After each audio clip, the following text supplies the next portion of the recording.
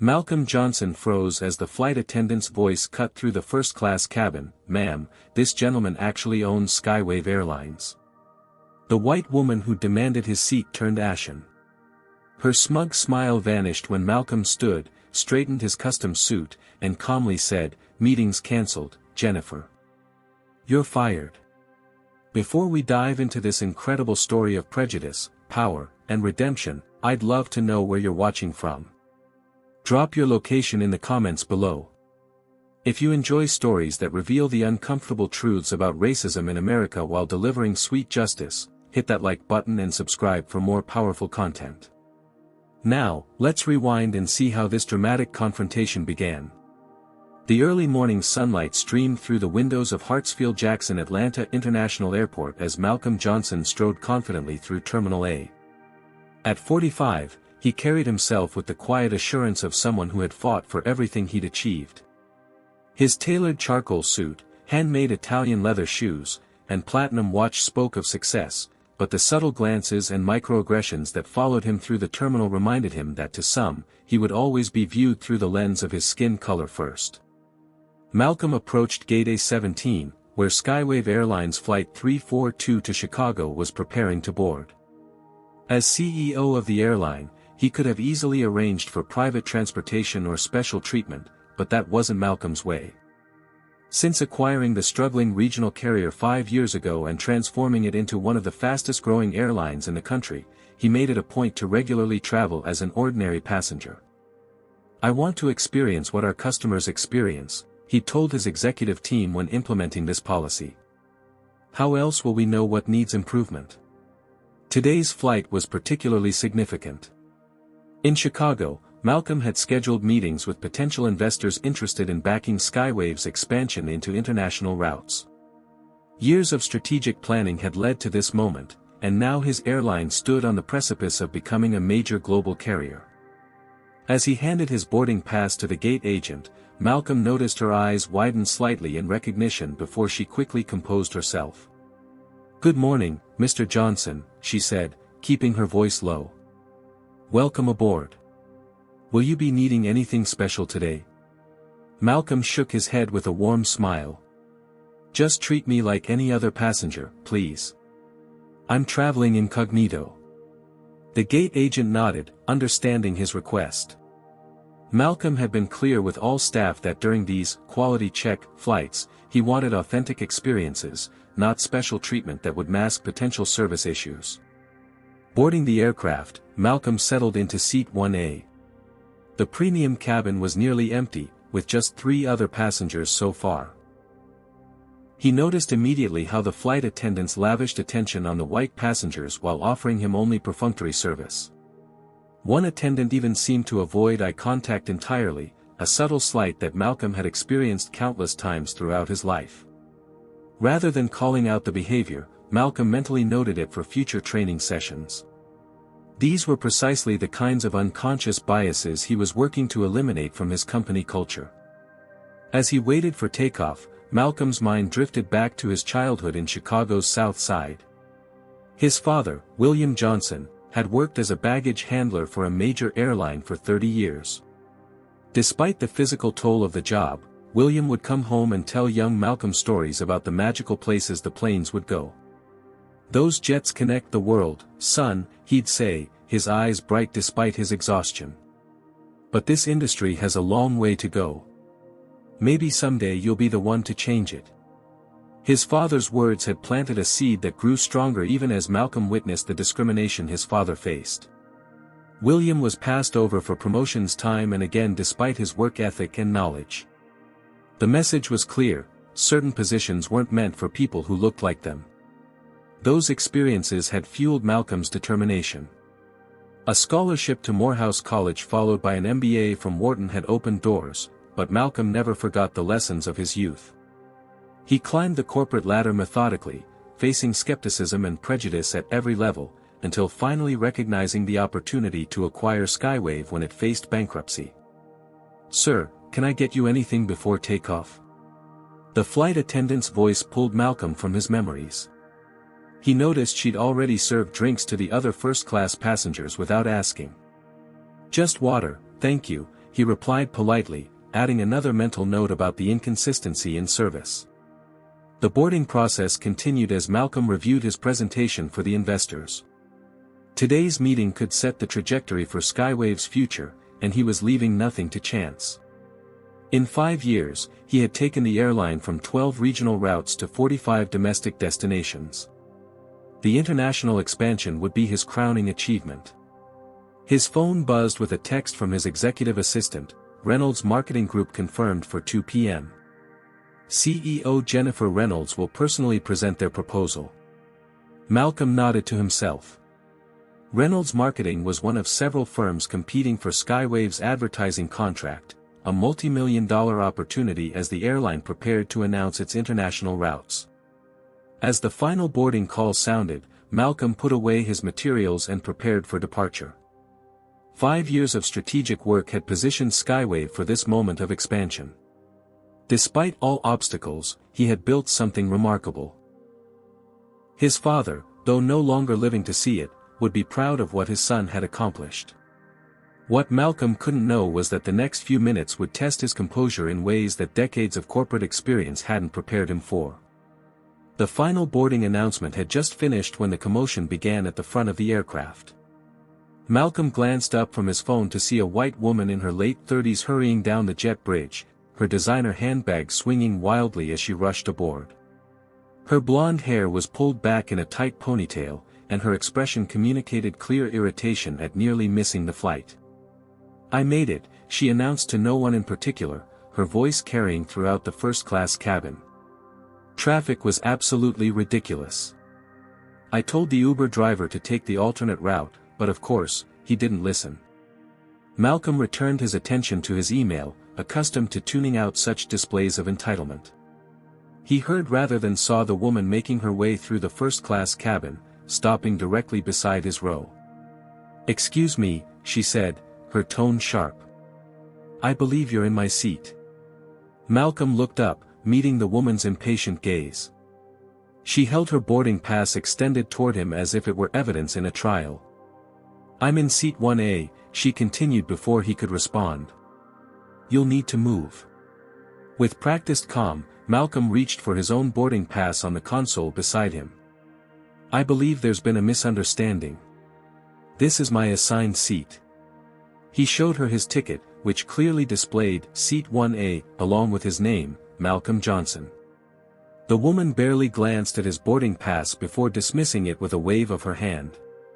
"There must be some mistake. I always book 1A when I fly. Check your ticket again." Malcolm kept his voice level, aware that such interactions required careful navigation. "I've double-checked my boarding pass. This is indeed my assigned seat. Perhaps the gate agent can help sort this out." His reasonable suggestion seemed to irritate the woman further. By now, several other passengers were watching the interaction with undisguised interest. "Look," she said, lowering her voice but failing to mask her condescension, "I'm Catherine Reynolds, Marketing Director at Reynolds Marketing Group. I have an important meeting in Chicago this afternoon. I specifically booked this seat." Malcolm nodded, maintaining his composure. "I understand, Ms. Reynolds. I also have important business in Chicago today. However, the airline has assigned this seat to me." Catherine's eyes narrowed as she examined Malcolm more carefully, taking in his expensive suit and confident demeanor. Something in her expression shifted, but not toward recognition of her error.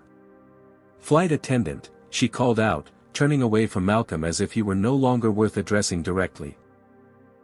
A young flight attendant named Alicia Davis approached, her expression professionally neutral despite the obvious tension.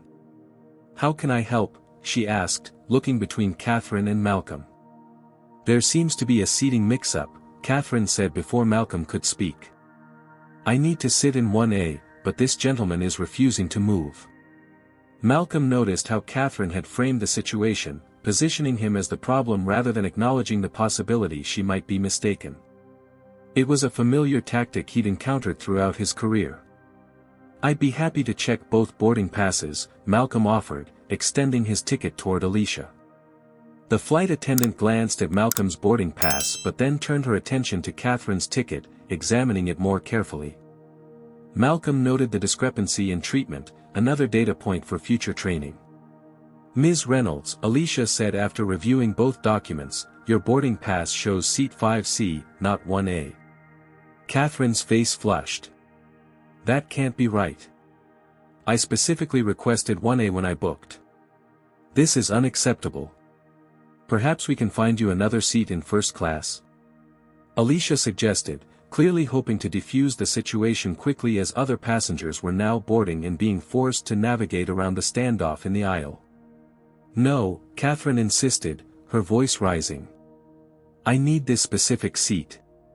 People need to know their place and accommodate those with genuine business needs." The implication in her statement was clear enough that several passengers exchanged uncomfortable glances. Malcolm remained silent, watching how the situation would unfold, mentally documenting every moment. "I'm sure we can work something out," Alicia said, now looking uncomfortable. She turned to Malcolm. "Sir, would you mind moving to another first-class seat? We'd be happy to offer you a complimentary beverage for the inconvenience." Malcolm noted with interest how quickly the suggestion to move had been directed at him rather than at Catherine, despite him having the correct seat assignment. "I appreciate the offer," Malcolm replied evenly, "but I selected this seat specifically for the extra legroom. My boarding pass confirms this is my assigned seat." Catherine's expression hardened. "This is ridiculous. I'm going to be late for my meeting because of this confusion." She emphasized the last word as if suggesting Malcolm was deliberately causing problems. "Perhaps you could take my seat in 5C?" Malcolm suggested reasonably. "I believe it's an aisle seat in first class, so you'd still have a comfortable journey." "That's not the point," Catherine snapped.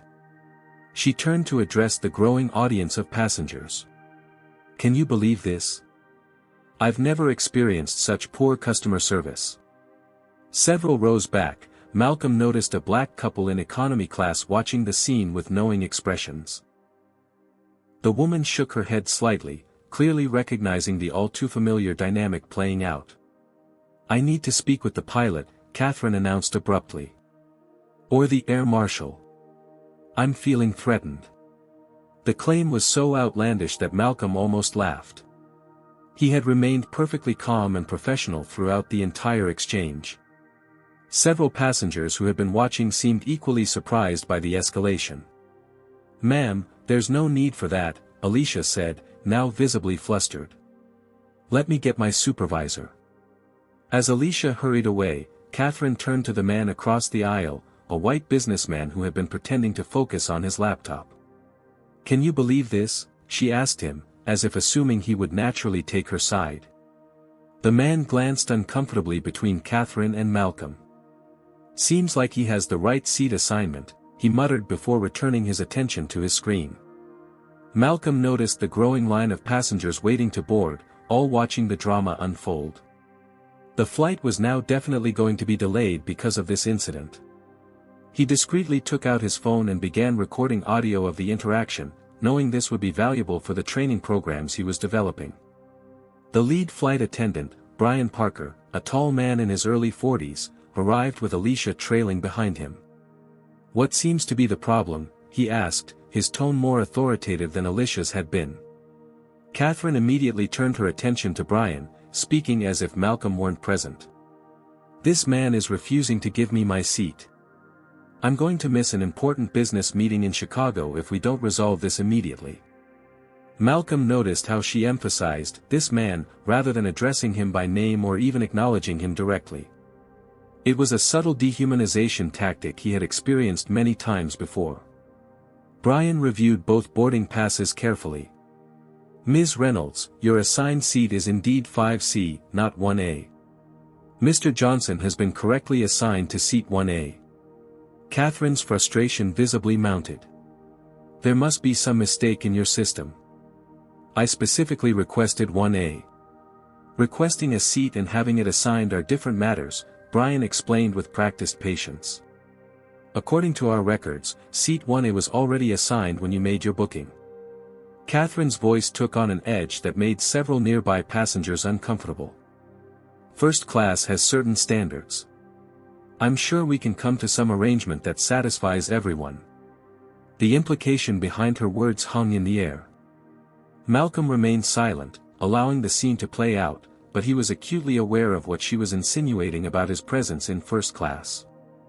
"Ma'am," Brian said firmly, "I need to ask you to take your assigned seat so we can proceed with departure. We're already behind schedule." "This is unacceptable," Catherine declared. "I want to speak with the captain immediately. And I want to know if there's an air marshal on board. I don't feel safe." Her claim was so disconnected from reality that even Brian seemed momentarily stunned. Malcolm had done nothing threatening whatsoever. "I'm going to have to ask you to lower your voice," Brian said, his professional demeanor starting to crack under the pressure. "You're disturbing other passengers." "I will not be silenced," Catherine insisted, her voice rising further. "People like him shouldn't even be in first class if they can't be accommodating to those of us with actual business needs." The cabin fell silent at her outburst. The racial undertone was no longer subtle but explicitly clear. Malcolm continued recording, his expression remaining neutral despite the blatant discrimination now on display. Captain James Wilson emerged from the cockpit, alerted to the disturbance that was delaying takeoff. His appearance in his crisp uniform with 4 stripes on the shoulders commanded immediate attention from everyone in the cabin. "What's going on here?" he asked, his voice calm but authoritative. Catherine immediately turned to him, her demeanor shifting to appear more reasonable. "Captain, I'm so glad you're here. There's been a terrible mix-up with the seating assignments, and this, gentleman, is refusing to accommodate me despite my pressing business obligations in Chicago." Malcolm watched as she completely reframed the situation, casting herself as the reasonable party and him as the problem. It was a tactic he'd seen countless times throughout his career, and he wondered how the captain would respond. Captain Wilson surveyed the situation with the practiced calm of someone who had handled numerous in-flight disputes during his career. His gaze moved from Catherine's flushed, indignant face to Malcolm's composed expression, then to the 2 boarding passes Brian still held. "Let me see those," he said, taking the documents from the flight attendant. After a brief examination, he looked up. "According to these boarding passes, seat 1A is assigned to Mr. Johnson. Ms. Reynolds, your assigned seat is 5C. Catherine's expression tightened. "There's clearly been a mistake in your system. I specifically requested seat 1A when I booked this flight. I always sit in 1A. Our system doesn't make these kinds of mistakes," Captain Wilson replied evenly. "Seat assignments are final once issued." "Then someone needs to be flexible," Catherine insisted, with a pointed glance at Malcolm. "I have an important marketing presentation in Chicago this afternoon. Surely there can be some accommodation." Malcolm maintained his silence, observing how the situation continued to unfold around him as if he weren't present. It was a familiar experience, being simultaneously hypervisible because of his race yet treated as invisible when it came to basic courtesy and respect. "Sir," Captain Wilson addressed Malcolm directly, "would you be willing to move to another first-class seat to resolve this situation?" Before Malcolm could respond, Catherine interjected, "See? Problem solved. He can move to 5C." Malcolm noticed several dynamics at play: how quickly the captain had asked him to compromise rather than enforcing the correct seat assignments, how Catherine presumed his compliance without waiting for his answer, and how the growing audience of passengers seemed uncomfortably aware of the racial dynamics at work. "Captain," Malcolm responded calmly, "I selected this seat specifically for the legroom, as I'll be reviewing important documents during this flight. My boarding pass confirms this is my assigned seat. I'd prefer to stay where I'm correctly booked." Catherine's face contorted with frustration. "This is outrageous. Do you know who I am? I represent Reynolds Marketing Group. We work with major airlines all the time. Perhaps not this one much longer," Malcolm thought, but kept the observation to himself. The captain's expression showed he was caught in an uncomfortable position. "Ms. Reynolds, I understand your frustration, but we need to resolve this quickly. We're already 15 minutes delayed. Then resolve it. Catherine snapped. I can't believe you're taking his side over a loyal customer like me. Malcolm noticed several passengers in economy craning their necks to observe the confrontation. Among them, he spotted a young black couple exchanging knowing glances. The woman shook her head slightly, a gesture of recognition at a situation all too familiar to people of color. I'm not taking sides, Captain Wilson said, his tone firmer now. I'm enforcing the correct seat assignments as issued by our airline. Catherine's strategy shifted. I don't feel comfortable with this arrangement, she said, lowering her voice to a stage whisper. I don't feel safe. The implication was clear and deeply offensive. Malcolm had done absolutely nothing threatening. He had remained calm and professional throughout the entire exchange. Several nearby passengers exchanged uncomfortable glances at Catherine's thinly veiled racism. Malcolm decided it was time to speak up. Captain, I've done nothing to make anyone feel unsafe. I'm simply occupying the seat assigned to me and attempting to prepare for my business in Chicago. The only disruption here is coming from Ms. Reynolds. Catherine gasped as if shocked that he would defend himself. See how he's speaking to me? This is exactly what I'm talking about. Malcolm kept his phone recording in his hand, documenting every moment of the interaction. Catherine noticed this and pointed accusingly. He's recording me without permission. That's illegal, she declared. Actually, Malcolm replied calmly, recording in a public space where there's no reasonable expectation of privacy is perfectly legal. I'm documenting this interaction for legitimate purposes. This is harassment. Catherine insisted, turning to Captain Wilson. Are you going to allow this? The captain looked increasingly uncomfortable with the escalating situation. Sir, I'd appreciate it if you'd put your phone away.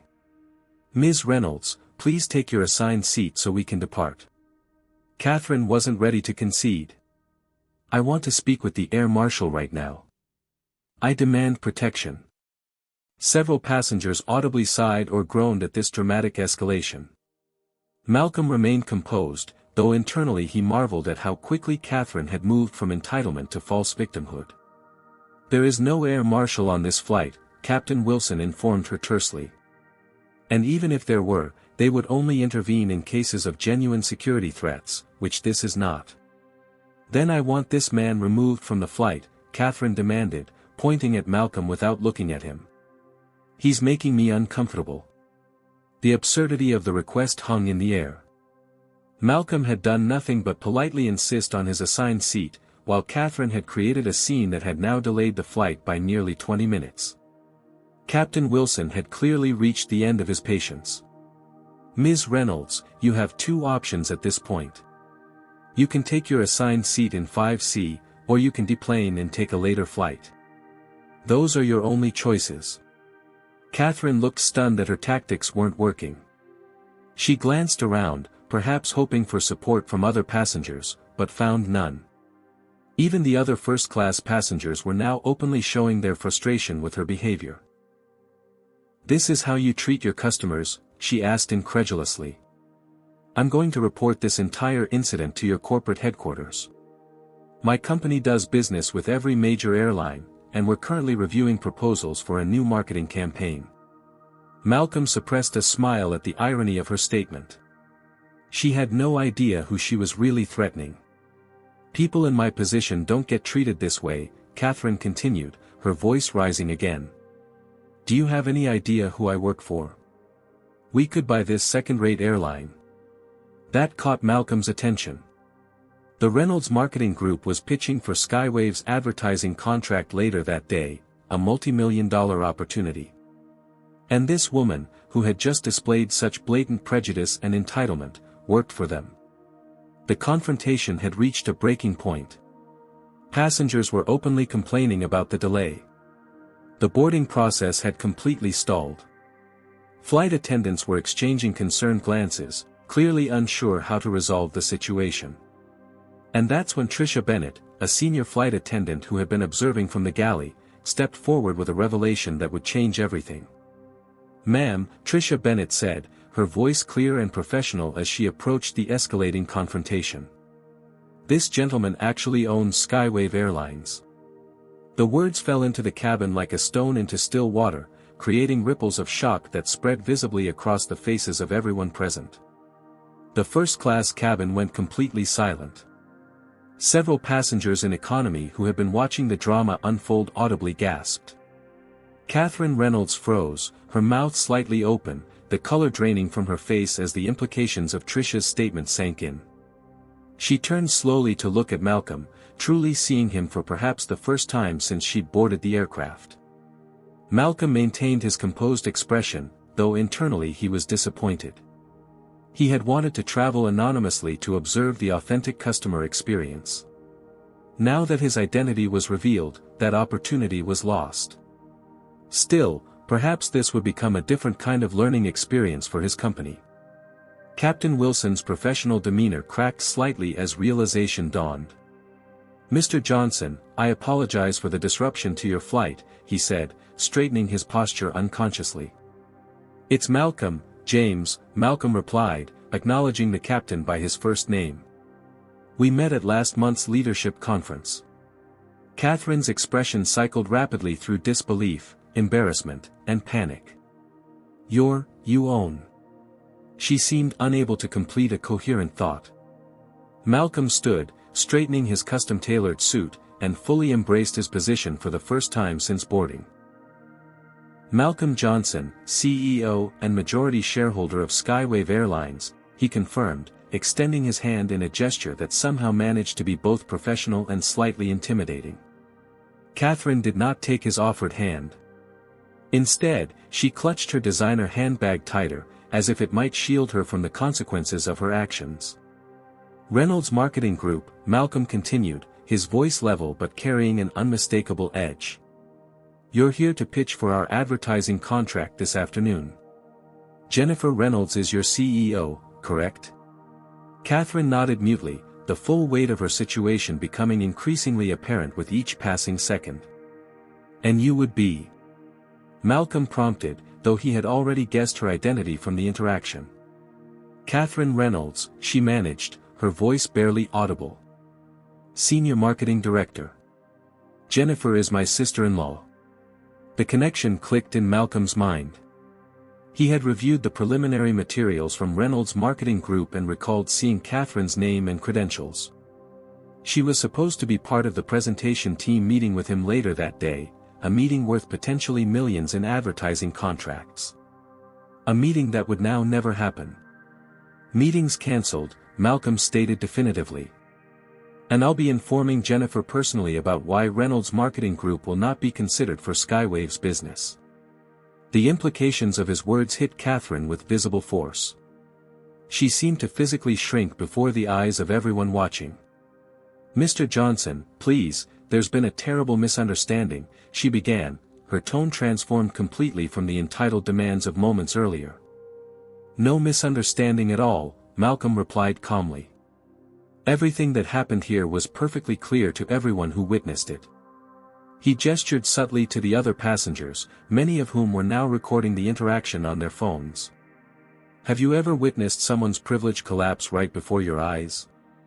Comment 1, if you think Malcolm handled this situation with incredible grace, or 2, if you think Catherine deserved an even stronger response. Don't forget to hit that like button if you're enjoying this real-life lesson in consequences. Are you curious about what happened next? Keep watching to see how Malcolm transformed this ugly incident into something unexpectedly powerful. "Ms. Reynolds," Malcolm continued, addressing Captain Wilson rather than Catherine directly, "will need to be reseated. Perhaps somewhere in economy, since first class clearly has standards." He deliberately echoed her earlier words, a subtle reminder of her discriminatory implications. Catherine's face flushed crimson at hearing her own words reflected back to her. "Please," she said, her voice barely audible. "I can't lose this account. It would destroy my career." "You should have considered that before attempting to bully your way into a seat that wasn't yours," Malcolm replied, his tone matter-of-fact rather than vindictive. And before making racist insinuations about who belongs in first class. Several passengers nodded in agreement. One woman in the second row even applauded briefly before catching herself. "Tricia," Malcolm addressed the flight attendant who had revealed his identity, "please find Ms. Reynolds an available seat so we can get this flight underway. I believe we've all been delayed long enough." Tricia nodded professionally. "Right away, Mr. Johnson." As Catherine was escorted toward the back of the plane, Malcolm returned to seat 1A, took out his phone, and sent a brief text to his executive assistant, "Cancel Reynolds Marketing Group meeting. I'll explain later. Research other agencies on our shortlist." Captain Wilson lingered awkwardly by Malcolm's seat. "Mr. Johnson, I want to apologize for how this situation was handled. If I had recognized you immediately." Malcolm held up his hand, stopping the captain mid-sentence. "That's precisely the problem, James. The correct response shouldn't depend on recognizing me as the CEO. Any passenger with a valid boarding pass deserves the same respect and enforcement of policy." The captain nodded, chastened. "You're absolutely right. I apologize. We'll discuss this incident and its implications for our training programs back at headquarters," Malcolm said. "For now, let's get this flight in the air. I believe we're all eager to reach Chicago." As Captain Wilson returned to the cockpit, Malcolm noticed how the energy in the cabin had shifted.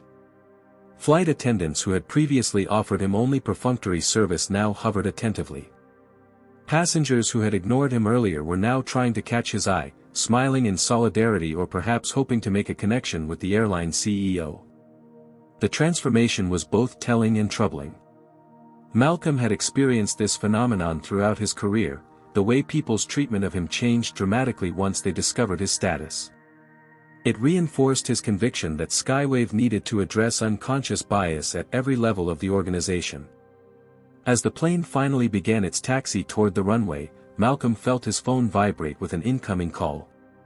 It was Jennifer Reynolds, Catherine's sister-in-law and CEO of Reynolds Marketing Group. He declined the call and put his phone in airplane mode. That conversation could wait until he was on the ground in Chicago. For now, he had an airline to run and systemic issues to address.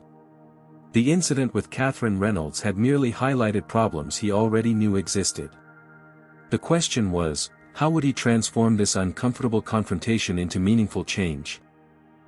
The Airbus A320 climbed through the cloud layer, leaving Atlanta behind as it headed northwest toward Chicago. Malcolm gazed out the window at the billowing white landscape below, allowing himself a moment of reflection as the aircraft reached its cruising altitude of 35,000 feet. The plane had departed 30 minutes behind schedule, a delay that would ripple through the day's operations and potentially impact hundreds of passengers with connections. Each minute of delay cost the airline thousands of dollars, not to mention the inconvenience to customers. Malcolm made a mental note to review Skywave's protocols for handling disruptive passengers more efficiently. As if reading his thoughts, Brian Parker approached with a fresh cup of coffee. "Mr. Johnson, I wanted to personally apologize for how that situation was handled. We should have resolved it much more quickly." Malcolm accepted the coffee with a nod. "Thank you, Brian. And I agree, though the responsibility doesn't fall entirely on you or your crew.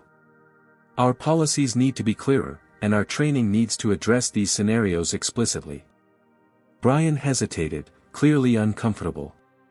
"If I had known who you were from the beginning." "That's precisely the issue," Malcolm interrupted gently. "The correct response shouldn't depend on recognizing me as the CEO. Any passenger with a valid boarding pass deserves the same respect and enforcement of policy." The flight attendant nodded, chastened. "You're absolutely right, sir." As Brian moved away to attend to other passengers, Malcolm noticed how the service dynamic had completely transformed. Flight attendants who had previously offered him only cursory attention now checked on him frequently. Several times, he caught crew members pointing him out discreetly to one another. Even more telling were the reactions from his fellow passengers. The businessman across the aisle who had avoided eye contact during the confrontation now seemed eager to engage. That was quite a situation, the man said, leaning across the aisle. I'm Jonathan Mercer, by the way. Mercer Consulting. He extended his hand with a broad smile that hadn't been offered earlier. Malcolm Johnson, Malcolm replied, shaking the man's hand briefly before returning to his work. I've always flown Delta, but I might have to reconsider after seeing how you handled that situation, Jonathan continued. It's refreshing to see a CEO who's so hands-on. Malcolm acknowledged the comment with a polite nod but didn't encourage further conversation. The man's sudden interest after learning his position spoke volumes about the subtle dynamics at play. Reaching for his tablet, Malcolm opened a new document and began drafting an email to his entire company. The incident with Catherine Reynolds had merely highlighted problems he already knew existed within Skywave's culture. Now he had a concrete example to use as a catalyst for change. To all Skywave employees, he began typing. Today I witnessed firsthand how unconscious bias can impact our customer experience. He outlined what had happened, being careful to anonymize the details while preserving the essential lessons. Every Skywave employee, from baggage handlers to executives, would receive this message, making it clear that addressing bias was a top priority for the company. As he worked, Malcolm's mind drifted to similar incidents throughout his career. The security guard who had followed him around a luxury retailer despite his expensive suit. The executive who had mistaken him for wait staff at a business function. The countless times he'd been asked to justify his presence in first-class lounges or high-end hotels.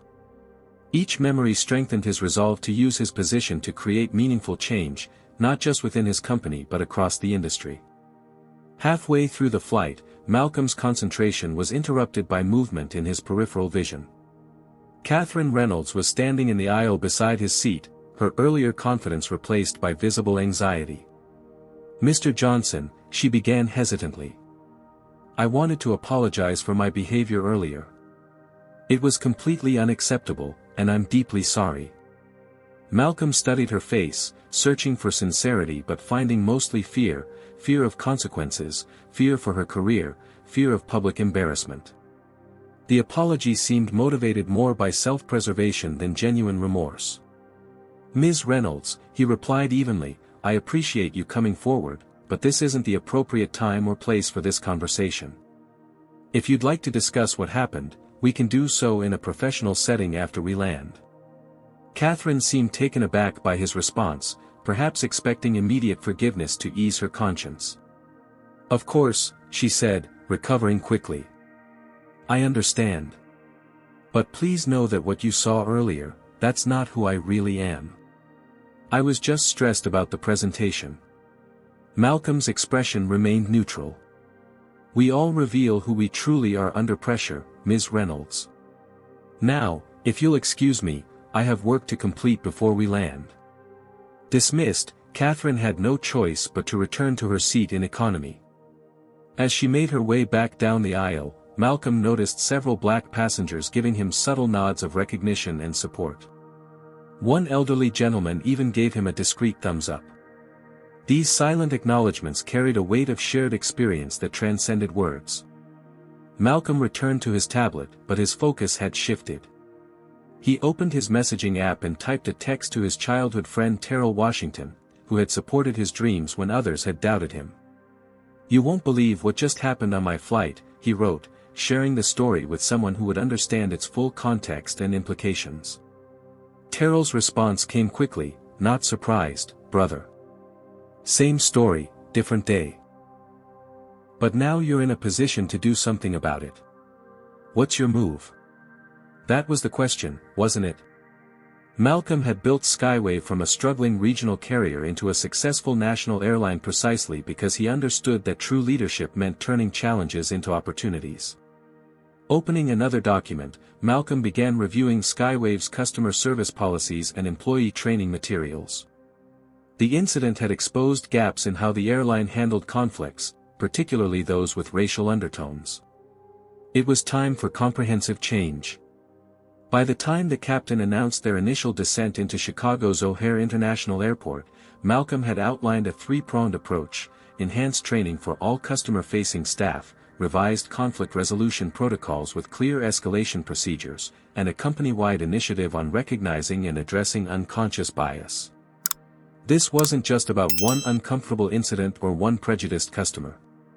It was about creating systemic change within an industry that had historically struggled with diversity and inclusion. As the plane began its descent, Malcolm put away his tablet and gazed out at Chicago's skyline emerging on the horizon. His father had worked his entire life in this industry without ever being treated with the dignity he deserved. Now, Malcolm was in a position to ensure that future generations would have a different experience. The irony wasn't lost on him that Catherine Reynolds, with her entitlement and prejudice, had inadvertently provided him with exactly the catalyst he needed to accelerate change within his airline. "We're beginning our final approach into Chicago O'Hare International Airport," the captain's voice announced over the intercom. "Flight attendants, prepare the cabin for landing." Malcolm fastened his seatbelt, prepared for both the landing and the confrontation that awaited him on the ground. The jet bridge extended to meet Skywave Flight 342 as it sat at Gate C-17 of Chicago O'Hare International Airport. Malcolm gathered his belongings unhurriedly, watching as Catherine Reynolds positioned herself near the exit, clearly waiting for him. Her body language betrayed her anxiety, shoulders tense, weight shifting from foot to foot, fingers fidgeting with the strap of her designer handbag. Malcolm was in no rush to engage. He nodded at departing passengers, thanked the flight crew, and finally stepped into the terminal where Catherine stood waiting, her practiced smile failing to mask her distress. "Mr. Johnson," she began immediately, stepping forward with an extended hand that Malcolm briefly shook. "I can't express how deeply sorry I am about what happened in Atlanta. It was completely unprofessional and not reflective of who I am or what Reynolds Marketing Group stands for."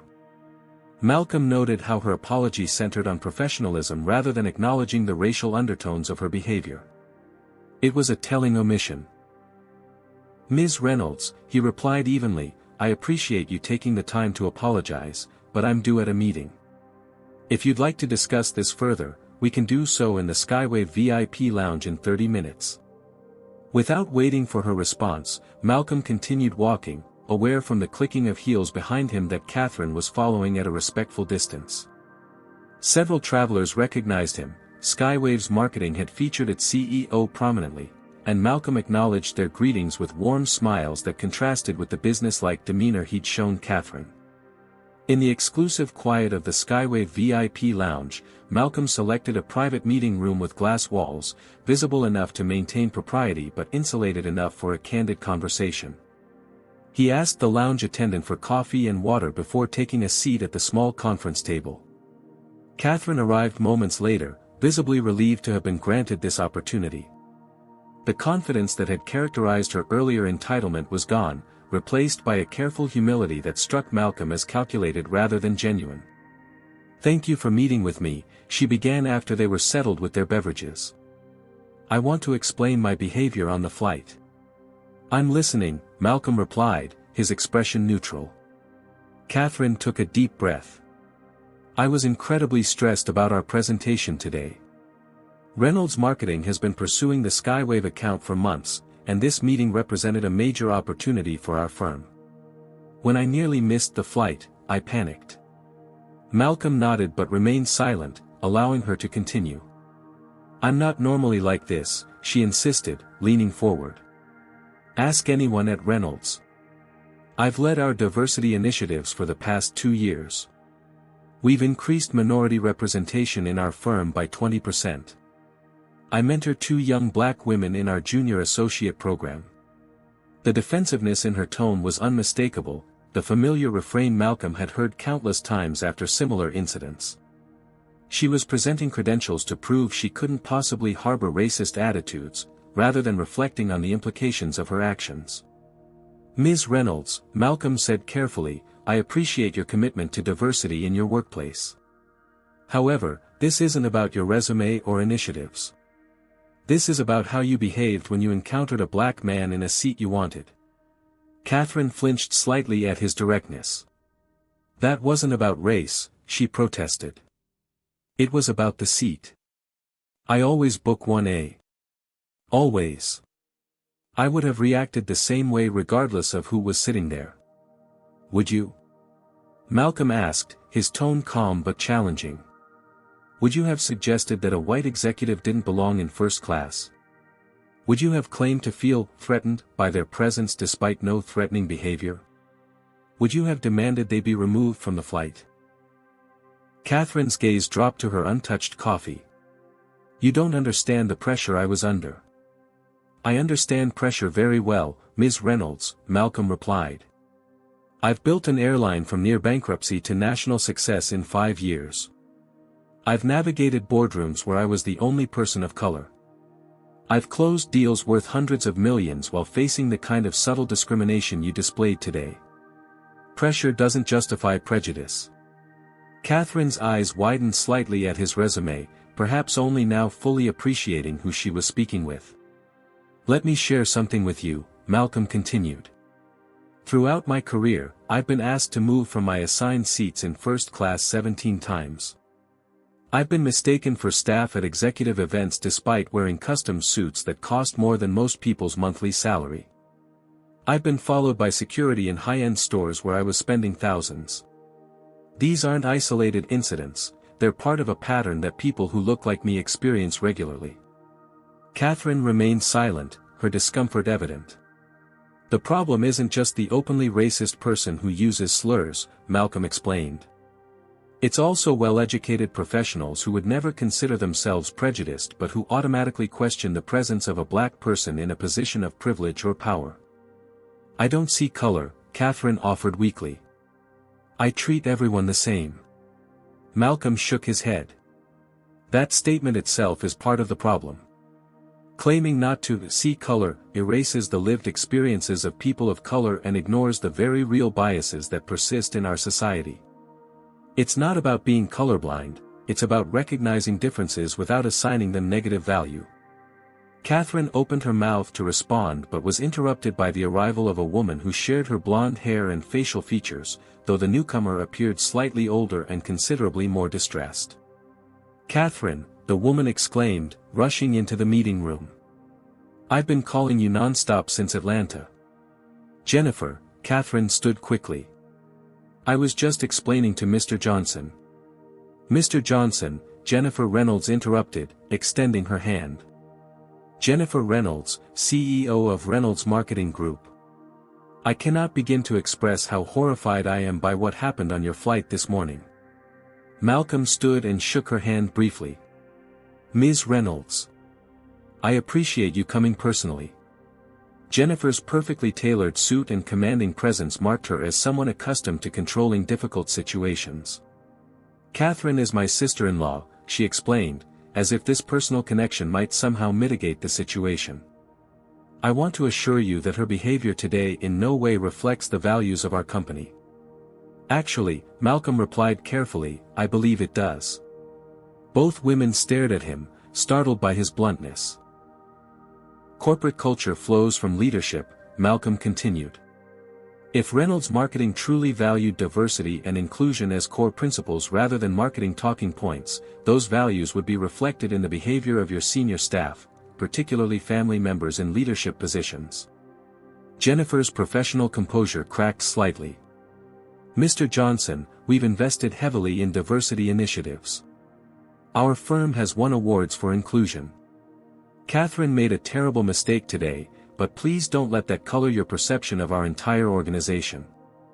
Malcolm noted her unfortunate choice of words but didn't comment on it directly. A company's commitment to diversity isn't measured by initiatives or awards, Ms. Reynolds. It's measured by how people behave when they think no one important is watching. Catherine winced visibly at this pointed observation. We want to make this right, Jennifer insisted. Catherine will, of course, no longer be involved with the Skywave account. She'll be taking immediate leave while we assess appropriate disciplinary action. Malcolm observed how quickly Jennifer had moved to sacrifice her sister-in-law to save the business relationship. It was telling about both the company's priorities and the family dynamics. Firing Catherine isn't the solution, Malcolm said, surprising both women. That simply removes the symptom without addressing the underlying condition. Jennifer looked confused. I don't understand. What are you suggesting? Malcolm leaned forward slightly. I'm suggesting that this incident reveals fundamental problems with your corporate culture, problems that likely extend far beyond Catherine. I'm questioning how a company claiming expertise in diverse marketing could employ executives with such obvious blind spots.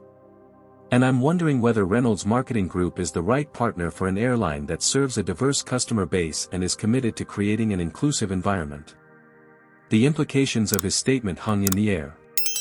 The Skywave contract represented millions in potential revenue for Reynolds Marketing, revenue that was now in jeopardy because of Catherine's behavior. What can we do? Jennifer asked, her voice carrying a rare note of genuine uncertainty. Malcolm studied both women carefully. He could simply walk away, eliminating Reynolds Marketing from consideration and finding another agency for Skywave's advertising needs. It would be the easy solution, and few would question his decision given the circumstances. But Malcolm Johnson hadn't built Skywave by taking the easy path. Throughout his career, he had transformed challenges into opportunities, not just for business success, but for meaningful change. I have a proposition for you both, he said finally. One that might be more valuable than simply terminating our business relationship.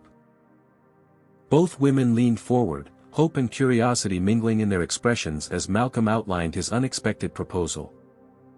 The Skywave corporate headquarters occupied the top 5 floors of a gleaming skyscraper in downtown Chicago, its floor-to-ceiling windows offering panoramic views of Lake Michigan. Malcolm strode through the open-concept executive floor, nodding to employees who greeted him with a mixture of respect and genuine warmth. He had built not just a successful airline but a culture where people felt valued. 3 hours after his confrontation with the Reynolds women, Malcolm had called an emergency meeting of his executive team. Now, seated around the polished conference table in the main boardroom, his leadership team waited expectantly. The incident on the Atlanta flight had already become common knowledge throughout the company, with varying degrees of accuracy in the retelling.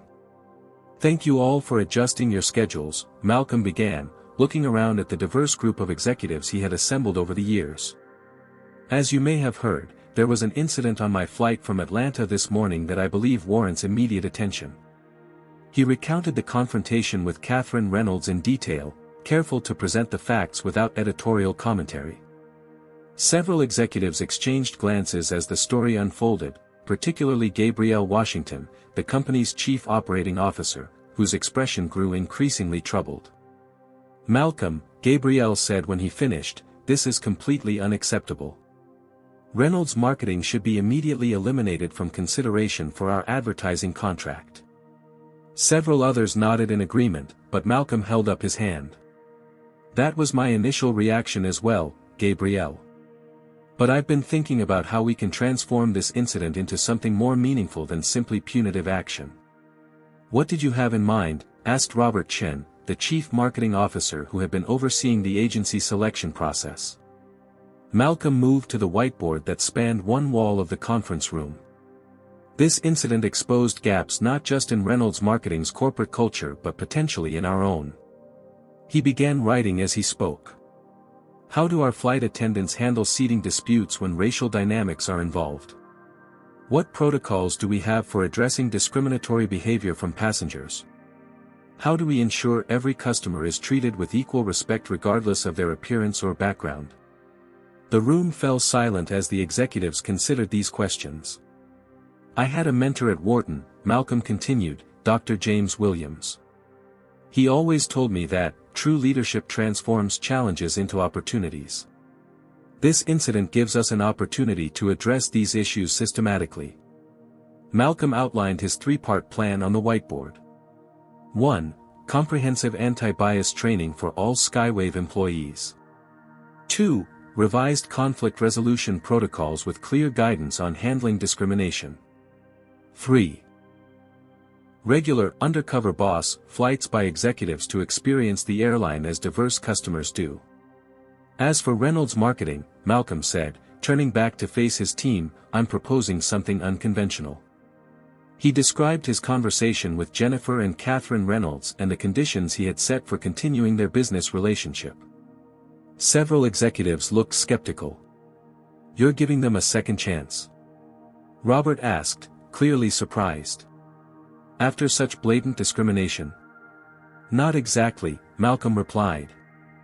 "I'm giving them an opportunity to demonstrate genuine change, change that will be measurable and accountable. If they fail to meet these conditions, they're out. But if they succeed, they'll not only have earned our business but potentially transformed their own company in the process." Gabriel nodded slowly, beginning to understand his strategy. "It's not just about punishing bad behavior, it's about creating systemic change." "Exactly," Malcolm confirmed. "Reynolds Marketing has 3 conditions to meet if they want to stay in contention for our contract." He listed them on the whiteboard.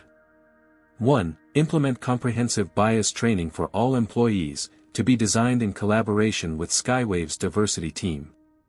2. Catherine Reynolds must personally work with our team to develop inclusive marketing strategies targeting diverse customers.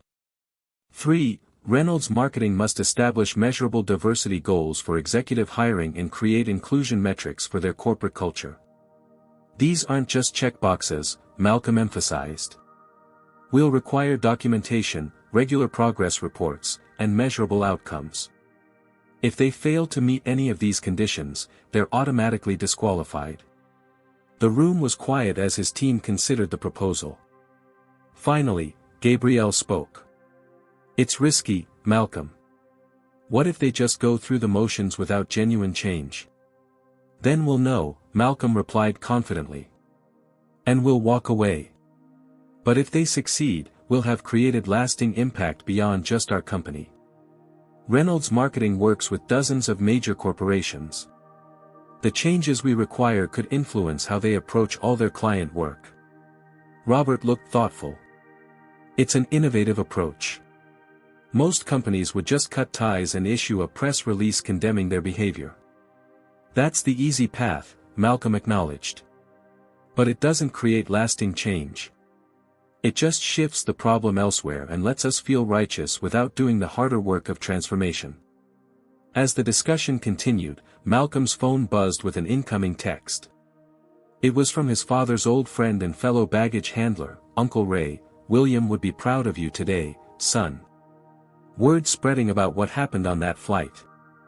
"You're changing things, just like you promised him." Malcolm felt a tightness in his throat as he read the message.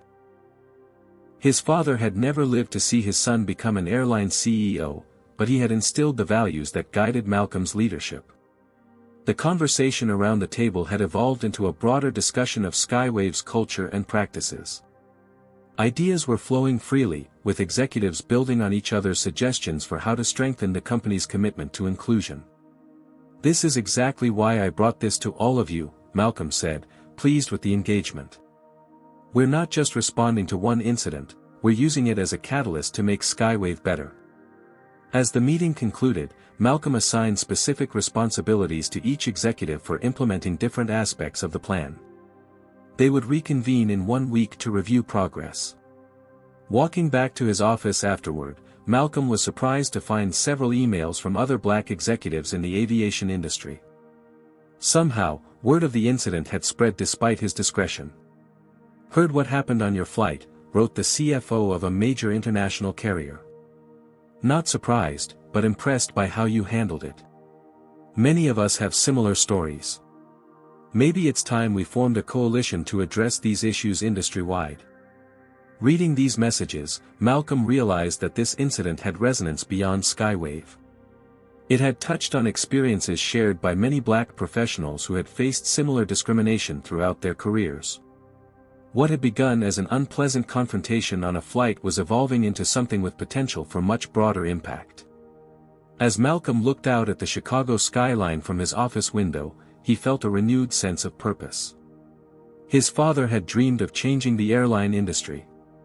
Perhaps this was how that change would begin, not through grand gestures, but through thoughtful response to a single incident of discrimination.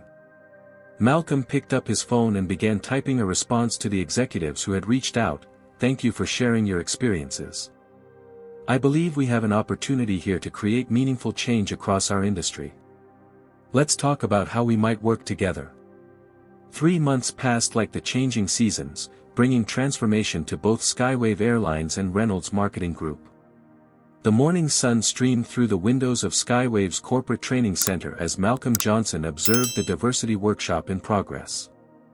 Flight attendants Brian Parker and Alicia Davis, the same crew members from the fateful Atlanta flight, were now actively participating in developing new service protocols alongside Catherine Reynolds. So in this scenario, Brian was explaining to a group of new hires, a passenger is refusing to show their boarding pass during a seating dispute. What's the appropriate response? A young flight attendant raised her hand. Check both passengers' boarding passes immediately to verify assigned seating, regardless of how the passengers are dressed or what assumptions we might make. Exactly, Brian confirmed. And what's crucial is applying this standard consistently to all passengers. Catherine nodded in agreement, adding, and remember to address both parties directly and with equal respect. One of the most common manifestations of bias is speaking to one person while essentially ignoring the other. Malcolm watched this exchange with quiet satisfaction. Catherine's transformation over the past 3 months had been remarkable, not the superficial compliance he had initially expected, but a genuine evolution in understanding. After spending weeks working directly with Skywave's diversity team, experiencing the airline from multiple perspectives, and confronting her own blind spots, Catherine had become one of the most committed advocates for the new training program. The incident that could have ended her career had instead catalyzed profound personal growth. More importantly, it had sparked systemic change throughout both organizations. Skywave had implemented comprehensive training for all employees, using the anonymized incident as a case study in how bias can manifest in customer service interactions. Flight crews now received specific guidance on handling seating disputes and discriminatory behavior from passengers. The company had revised its service protocols to ensure consistent treatment of all customers, regardless of appearance or background. Perhaps most impactful was the "Respect in the Skies" campaign that had emerged from this collaboration. Catherine had worked closely with Skywave's marketing team to develop advertising that subtly highlighted diversity while emphasizing dignity for all passengers. The campaign had resonated strongly with customers, particularly those from minority communities who had experienced discrimination in their travels. Malcolm slipped out of the training session and headed to his office, reflecting on how much had changed in a relatively short time. His phone buzzed with a calendar reminder. He was scheduled to deliver the keynote address at the National Aviation Conference that afternoon, speaking on inclusive business practices in the airline industry. As he reviewed his speech, Malcolm's assistant knocked on his door. "Mr. Johnson, Jennifer Reynolds is here to see you." Jennifer entered the office with a confidence tempered by the humility she had developed over the past months. "Malcolm, I wanted to thank you personally before your speech today. What you've done for our company goes far beyond a business relationship." Malcolm gestured for her to take a seat. "The changes at Reynolds Marketing have been impressive, Jennifer. Your quarterly report exceeded all the benchmarks we established." Indeed, Reynolds Marketing had not merely complied with Malcolm's conditions but embraced them wholeheartedly. The firm had implemented comprehensive bias training, established measurable diversity goals for executive hiring, and created inclusion metrics that were now part of their corporate scorecard. Most significantly, they had begun applying these principles to all their client work, influencing how they approached marketing for dozens of major corporations. "It wasn't easy," Jennifer admitted. "We lost 2 clients who weren't comfortable with our new approach. But we've gained 7 new ones who specifically sought us out because of our commitment to inclusive marketing. Sometimes doing the right thing comes with short-term costs but long-term benefits," Malcolm observed. Jennifer nodded. "Catherine asked me to give you this." She handed Malcolm a sealed envelope. "She wanted you to have it before your speech." Malcolm opened the envelope to find a handwritten note. "Mr. Johnson. 3 months ago, I would have written this note solely to protect my job and our company's business interests. Today, I write with genuine gratitude for the opportunity you gave me to confront my biases and grow from them. You could have simply fired our firm and publicly condemned my behavior. Instead, you chose a path that created real change, not just for me, but for our entire organization and all the clients we serve. The incident on that flight was deeply painful and embarrassing, but it has led to the most significant professional and personal growth of my career. I will carry these lessons forward in all that I do. With sincere appreciation. Catherine Reynolds. Malcolm carefully folded the note and returned it to its envelope. Thank you for sharing this, Jennifer. It means a great deal. After Jennifer left, Malcolm gathered his materials for the conference. As he was about to leave, his phone rang with a call from Robert Chen, his CMO. Malcolm, have you seen the latest customer satisfaction numbers? Robert asked excitedly. Not yet. I was just heading out. They're up 12% overall, but here's the remarkable part, among minority passengers, satisfaction has increased by 23%. The Respect in the Skies campaign is resonating strongly with demographics we've struggled to connect with in the past. Malcolm smiled at this confirmation that their efforts were having measurable impact. That's excellent news, Robert. Included in next week's executive briefing. I want everyone to see the business case for inclusion. Later that afternoon, Malcolm stood at the podium of the Grand Ballroom at the Chicago Convention Center, facing hundreds of aviation industry executives. His keynote address on inclusive business practices had drawn a capacity crowd, including several civil rights leaders who had recognized Skywave's efforts to address discrimination in air travel. The aviation industry has a complicated history with diversity and inclusion, Malcolm began, scanning the audience. For decades, people who looked like me were limited to service roles, denied opportunities for advancement, and often treated with disrespect even as paying customers. He paused, noting Catherine Reynolds seated in the middle of the audience, now serving as Skywave's diversity consultant. Their eyes met briefly, acknowledging how far they had both come since that confrontation in first class. But today, I want to talk about transformation, not just diversity initiatives that check boxes, but fundamental changes in how we operate our businesses and serve our customers. Malcolm shared the story of the incident on Flight 342, anonymizing Catherine's identity but detailing how it had led to systematic changes throughout Skywave. He explained the three-part approach they had implemented and the measurable results they had achieved. The easy response to discrimination is punishment, Malcolm told the audience. It's satisfying, it's swift, and it allows us to feel righteous without doing the harder work of transformation. But true leadership requires more. It requires us to ask, how can we turn this painful moment into an opportunity for lasting change? As he concluded his speech, Malcolm noticed several executives taking notes with unusual intensity. Representatives from 3 major airlines approached him immediately afterward, asking for private meetings to discuss implementing similar programs at their companies. Your speech was powerful, said the CEO of a European carrier. We've been struggling with these issues for years but lacked a framework for addressing them systematically. You've provided that today. Malcolm exchanged contact information with several industry leaders, recognizing that the impact of his approach was beginning to extend far beyond Skywave. What had begun as an ugly incident of discrimination was catalyzing change throughout the aviation industry. As the conference attendees filed out of the ballroom, Catherine approached Malcolm. That was inspiring, she said simply. Thank you for not mentioning me by name.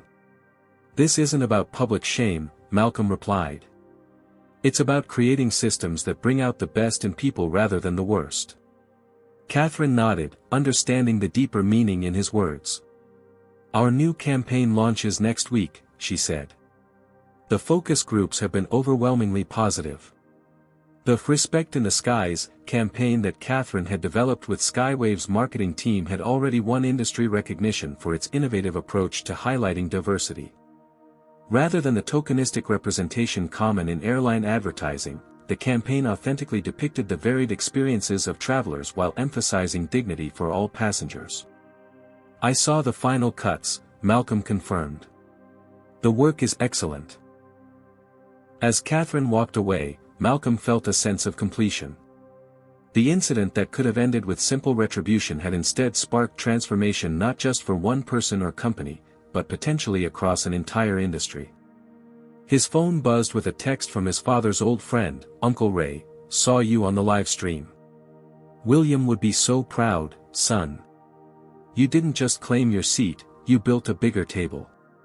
Malcolm smiled at the message, remembering his father's words from long ago.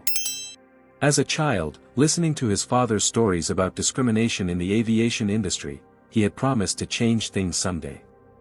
Standing in the convention center surrounded by industry leaders eager to implement his approach, Malcolm realized he was fulfilling that childhood promise in ways he could never have imagined. The transformation was just beginning. 1 year after the incident that had sparked so much change, Malcolm Johnson settled into Seat 1A on Skywave Flight 342 from Atlanta to Chicago. Once again, he was traveling incognito, his name on the manifest but no special attention requested.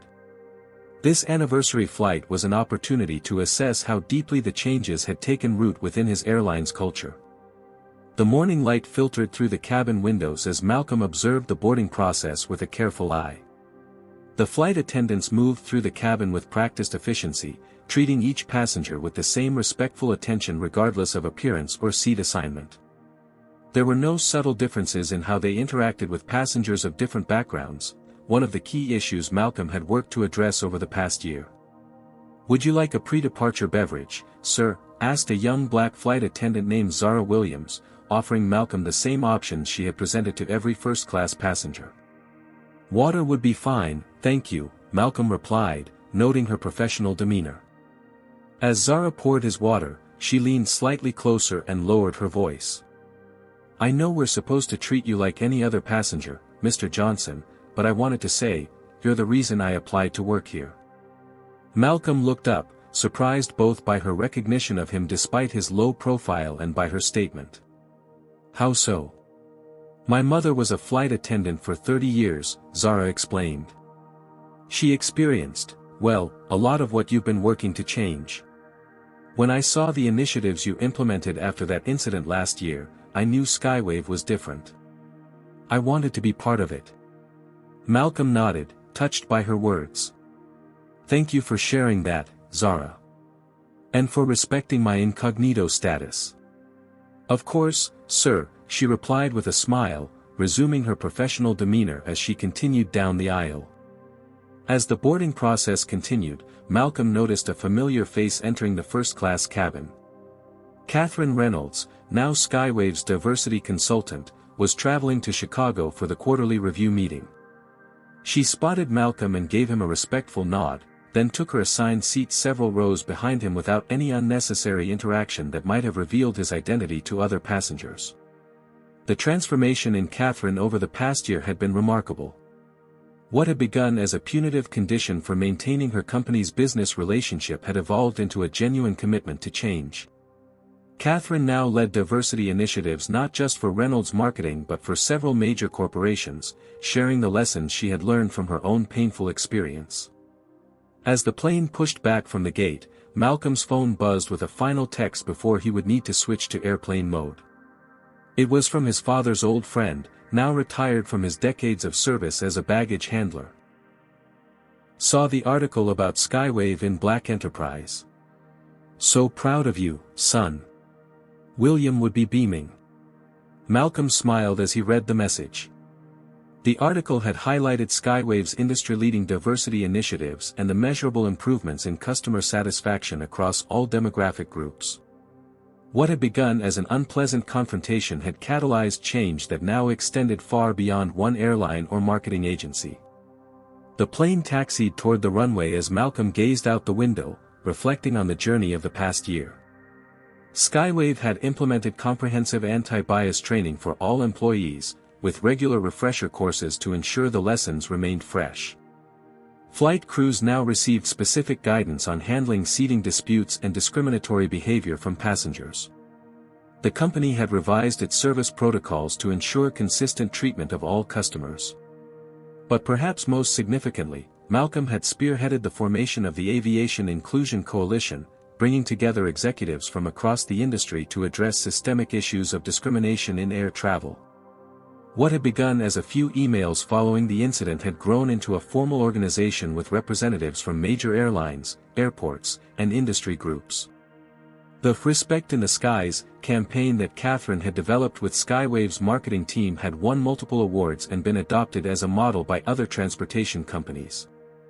Rather than tokenistic representation, the campaign authentically depicted the varied experiences of travelers while emphasizing dignity for all passengers. As the plane accelerated down the runway and lifted into the clear blue sky, Malcolm recalled his father's words from his childhood, "Son, don't just claim your seat at the table. Build a bigger table where everyone has a place." William Johnson had worked his entire life in the shadow of an industry that often failed to recognize his humanity and dignity. He had endured discrimination and disrespect while loading the baggage of passengers who would never know his name. But he had instilled in his son not bitterness, but determination, the drive to create meaningful change from within. As Skywave Flight 342 climbed above the clouds, Malcolm smiled at how his father's wisdom continued to guide him. He hadn't just claimed his seat in first class or in the executive suite. He had used his position to build a bigger table, one where everyone, regardless of their background, could be treated with equal respect and dignity. The incident with Catherine Reynolds could have ended with simple retribution, the satisfaction of putting someone in their place after they had attempted to do the same to him. Instead, it had sparked transformation not just for one person or company, but across an entire industry. That, Malcolm reflected as the plane leveled off at cruising altitude, was his father's true legacy. Malcolm Johnson's story teaches us that true leadership transforms challenges into opportunities for systemic change. When faced with discrimination, Malcolm chose a path of transformation rather than simple retribution. He recognized that punishing Catherine might have provided momentary satisfaction but would have done nothing to address the underlying biases that created the situation in the first place. By holding Catherine and Reynolds' marketing accountable while simultaneously giving them an opportunity to grow, Malcolm created lasting change that extended far beyond one individual or company. He demonstrated that addressing racism requires both accountability and opportunity for growth. The story also highlights how racial bias operates in professional settings, the subtle ways people of color are treated differently until their status is revealed, and how quickly that treatment can change once power dynamics shift. Malcolm's approach shows us that effective leaders don't just navigate these dynamics, they actively work to transform them. Perhaps most importantly, Malcolm honored his father's legacy not through anger or vengeance, but by building systems that promote dignity and respect for everyone. He didn't just claim his seat at the table, he built a bigger table where everyone has a place. What would you have done in Malcolm's position? Would you have chosen the path of transformation like he did, or would immediate consequences have felt more satisfying? Share your thoughts in the comments below. If you've ever witnessed or experienced discrimination in professional settings, how did you respond? Your stories might help others navigate similar situations. Don't forget to hit that like button if this story resonated with you, and subscribe for more powerful content that explores the complexities of race, power, and leadership in America today. Share this video with someone who needs to hear that transformation is possible, even in the face of prejudice and discrimination. Thank you for watching, and remember, sometimes our greatest impact comes not from putting others in their place, but from creating spaces where everyone is treated with equal dignity and respect.